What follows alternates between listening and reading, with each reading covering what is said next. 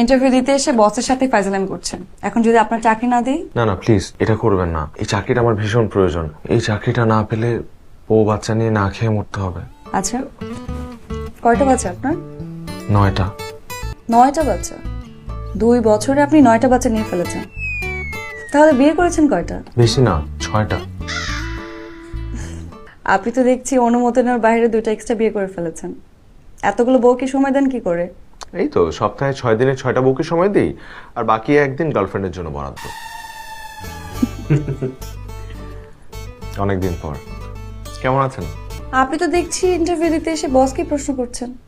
আমি ভালো আছি, তবে এখন আর একটু বেটার ফিল করছি। আপনার কথাই তাহলে বস আমাকে বলছিল কত কিছুই তো অজান্তে ঘটে যায় জীবনে, কিন্তু এই টাইপের কোইন্সিডেন্স কিন্তু সুন্দর, তাই না? চলেন বাকি কথা কফি খেতে খেতে সেরে ফেলি। তার আগে অফিসের সমস্ত কলিগদের সাথে একটু পরিচয় করে দিই। তাহলে কি আমার চাকরিটা হয়ে গেছে? হ্যাঁ। আমি এখানে ইন্টারভিউ দিতে এসেছি, আমার ইন্টারভিউ নেওয়া হবে না? প্রয়োজন নেই। কেমন নেপোটিজম হয়ে গেল না ব্যাপারটা? হলে হয়েছে, সমস্যা নেই। চলেন উঠেন। আচ্ছা সাহেব। জি ম্যাডাম। উনি সাফার আমাদের এই অফিসে নতুন জয়েন করেছেন। ও hello, nice to meet you. Madam, আপনি সবার সামনে আমাকে সাহেব বলে ডাকেন, ওকে তো আসাদ বলেই ডাকতে পারেন।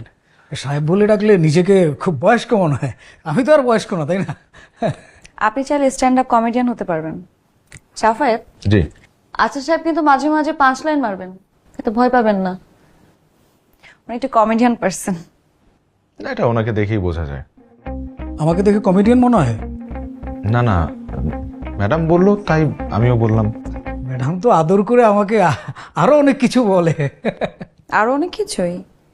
সেগুলো কি আচ্ছা সাহেব? ম্যাডাম, যতক্ষণ না পর্যন্ত আপনি আমাকে আসাদ সাহেব বলা বন্ধ করবেন, ততক্ষণ পর্যন্ত আপনার সাথে কাজের বাইরে কোনো কথা হবে না।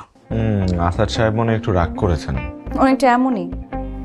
উনি আসলে কখন রাগ করেন কখন ফান করেন সেটা বোঝা যায় না। ম্যাডাম আমি কিন্তু সিরিয়াস, ম্যাডাম সত্যি সিরিয়াস। এদিক ওদিক সিরিয়াসনেস না দেখিয়ে কাজে সিরিয়াস। চলেন সাফাই। এক্সকিউজ মি ম্যাডাম, আপনারা কোথায় যাচ্ছেন? কফি খেতে। আমি কিন্তু আপনাকে অনেক খুঁজেছি। আসলে খুঁজছেন? তাই বলে রাস্তাঘাটে খুঁজিনি। আমি এক্সপেক্ট করেছিলাম যে আপনার সাথে আমার আবারও দেখা হবে। অবশ্য ঢাকা শহরের রাস্তাঘাটে খুঁজলে আমাকে পেতেন না, কারণ আমি এতদিন মেলবার্নে ছিলাম। ওই ঘটনার 2 মাস পর পরে আমি মেলবার্নে চলে যাই। আপনি আমাকে খুঁজেন নাই? আচ্ছা, ওই আপনার যে বান্ধবীটা যার কারণে এই অঘটনটা ঘটলো, ওর কি অবস্থা? বিয়ে করেছে। বিয়ে করেছে? হাজবেন্ডের সাথেই থাকে।